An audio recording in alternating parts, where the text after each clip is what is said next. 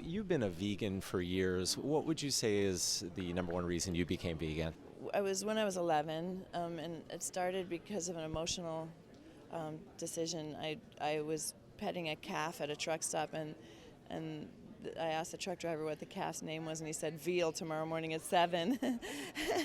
And from that point on, I could never disassociate what I was supposed to eat on my plate from the creature that it was. So I had never been able to, eat meat again. And it's not because I didn't like the taste of it. It was just I couldn't not see the creature, and it just killed me. It broke my heart, So it was an emotional decision, but it turns out that it ends up being a great thing for the environment, and because it's the most impactful move that anyone can make in terms of taking care of our environment, since the industrial farming and husbandry issue is just so destructive, so incredibly inhumane as well, unethical as well, and also it's the best thing you can do for your health.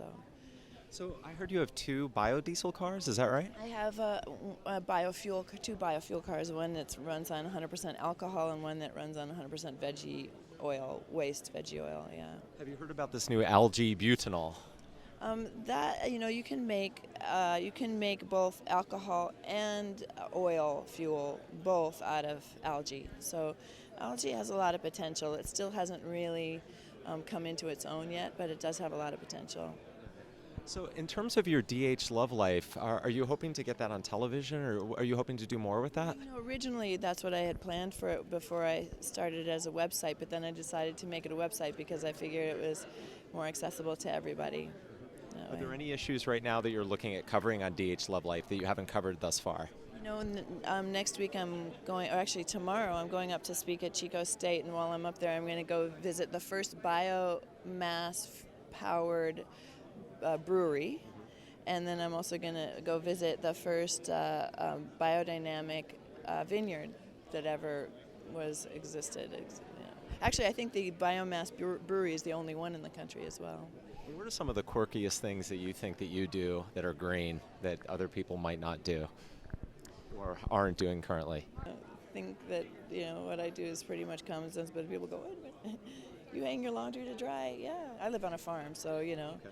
And it smells better when it hangs out in the sun and the fresh air, and it saves energy too. So when you're in Los Angeles, do you ride your bike? Do you do things that are green? Los Angeles is a hard city to get around by bike. When I lived in Santa Monica, I definitely did. I don't live here anymore, so I don't ride a bike in the city that much. Every once in a while I try to join a critical mass if I'm here at the right time. There's also a really fun group that's called the Midnight Riders. Yeah, they're great. I've taken the bus quite often in Los Angeles, and it's a really amazing way to travel. I mean, it can be a little bit slow sometimes, but it's really interesting because you come across a demographic that, people are so isolated in Los Angeles, in their little bubble cars all the time. And so it's really nice to kind of take yourself out of your comfort zone and try to take the bus every once in a while and see, humanity. What are some of your biggest hopes for a green future in America? What are some things that you hope happen in the near future? I just hope we get off our fossil fuel addiction first and foremost, and that we start protecting our whatever natural intact ecosystems that we still have, because that's what's going to keep us alive as a species.